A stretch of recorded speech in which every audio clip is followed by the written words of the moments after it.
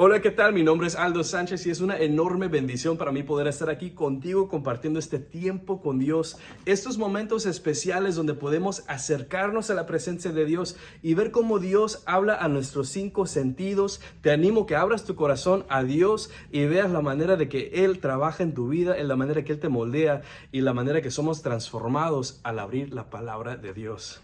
Antes de continuar, les quiero pedir una disculpa por mi español. Ya me han puesto algunos comentarios explicándome que quizás mi español ocupa un poquito de trabajo y les pido perdón. El español, aunque fue mi primer idioma, no es mi idioma más fuerte.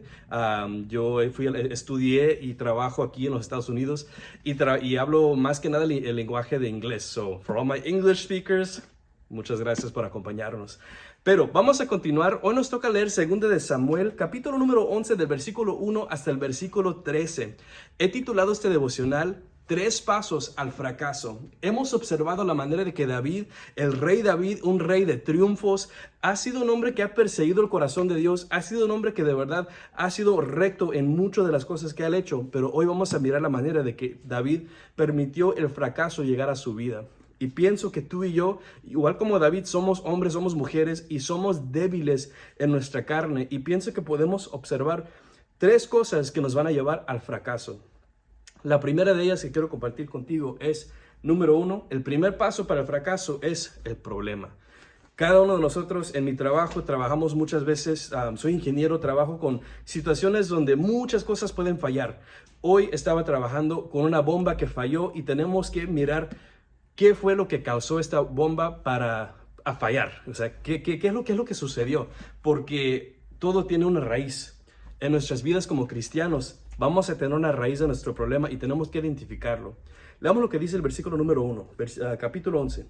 Aconteció el año siguiente, en el tiempo que salen los reyes a la guerra, que David envió a Joab con él a sus siervos y todo Israel, y destruyeron a los amonitas y se situaron a Rabá, pero David se quedó en Jerusalén.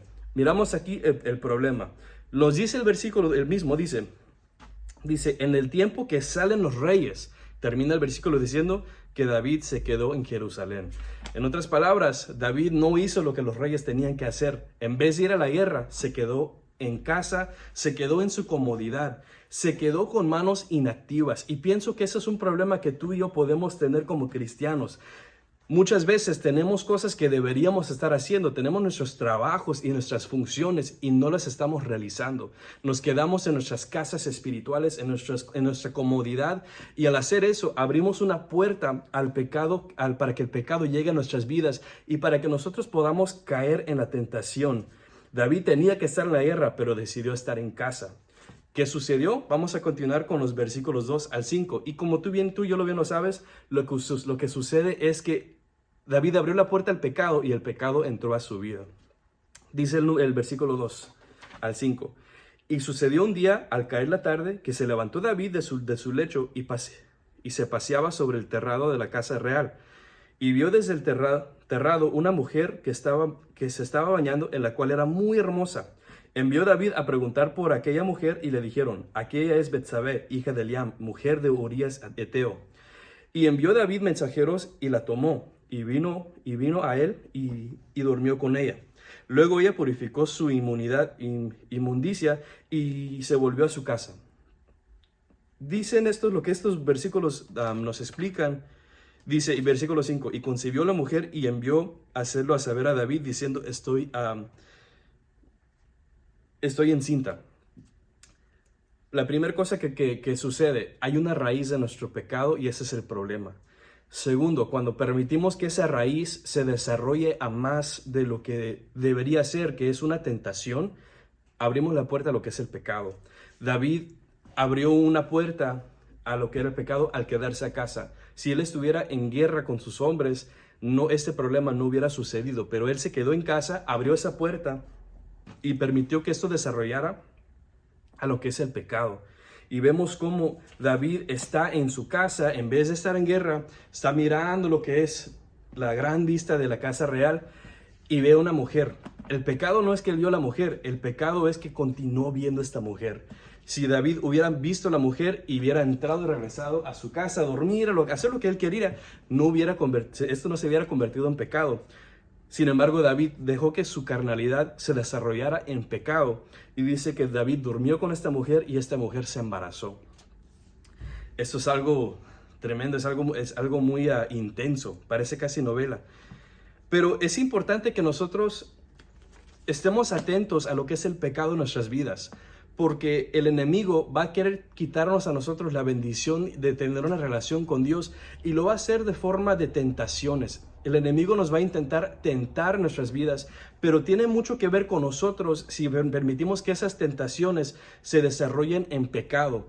No es pecado ser tentado, pero sí es pecado actuar en nuestras tentaciones. Ten mucho cuidado y cuida tu corazón, cuídate a ti mismo para no entrar en esos momentos débiles de pecado. Dos cosas hemos aprendido. Número uno, cada pecado tiene su raíz, y si permitimos que esa raíz se desarrolle en más, vamos a tener un problema, que es el pecado. David peca y termina haciendo, número 3, tratando de encubrir su pecado. Tú y yo podemos pecar, y lo correcto no es encubrir nuestro pecado. Lo correcto es testificarlo, decirle: Señor, fallé, necesito tu perdón, necesito que tú me ayudes. Pero David no hizo esto. David intentó cubrir su pecado. Dice en los versículos 6 hasta el 13. Entonces David envió a decir a Joab: envíame a Urías Eteo. Y Joab envió a Urías a David. Cuando Urías vino a él, David le preguntó por la salud de Joab y por la salud del pueblo y por el estado de la guerra. Después dijo David a Urías: desciende a tu casa, lava tus pies. Y saliendo Urías de la casa del rey, le fue enviado un presente a la mesa real. Mas Urías durmió a la puerta de la casa del rey con todos los siervos de su señor, y no descendió a su casa. Lo que sucede aquí es que David se da cuenta del pecado que ha cometido, se da cuenta que la mujer de Urías está embarazada con su hijo, y David trata de encubrir su propio pecado, diciendo: envíame a Urías para que Urías venga a casa, duerma con su mujer, y pues que esto parezca que fue Urías al llegar a casa. Vemos que David emborracha a Urías, y aún en esto, Urías tiene el corazón de quedarse en la casa real, de quedarse listo para regresar a la guerra. ¿Por qué? Porque Urías tenía un corazón puro, un corazón justo. Y pienso que ese es un contraste interesante, porque miramos cómo David, que se suponía que era un hombre que perseguía el corazón de Dios, un hombre justo, permite en su debilidad caer en el pecado. Y miramos el contraste de David, que era un rey justo, y Urías Eteo, que era un hombre de guerra. Y vemos cómo David permitió caer en el pecado, pero Urías, aún emborrachado, aún débil físicamente de la guerra, toma decisiones correctas y busca la justicia en los ojos de Dios. Termina esto desarrollándose en algo más que vamos a aprenderlo el día de mañana, pero aprendemos 3 cosas con respecto al fracaso en nuestras vidas espirituales. Número 1, siempre va a haber una raíz a nuestros problemas, va a haber un problema, y tenemos que nosotros ser muy sabios para identificar esos problemas. Ya cuando hemos identificado ese problema, tenemos la decisión, y aquí es donde entra la sabiduría en nuestras vidas. Tenemos que hacer una decisión y decidir si debemos continuar en nuestras tentaciones o cortarlas a la raíz. Si no cortamos esas tentaciones, vamos a caer en el pecado, vamos a convertirnos en pecadores, y muchas veces lo que dice nuestro pastor, cuando nosotros tomamos una decisión, o en este caso, cuando nosotros tomamos un pecado, la decisión o el pecado nos toma a nosotros. Espero que este devocional te bendiga, espero que te anime a ver que Dios se mueve en tu vida, y si te ha bendecido, comparte este devocional con alguien, con un amigo o una amiga, y te esperamos el día de mañana para un nuevo devocional. Dios te bendiga, hasta luego.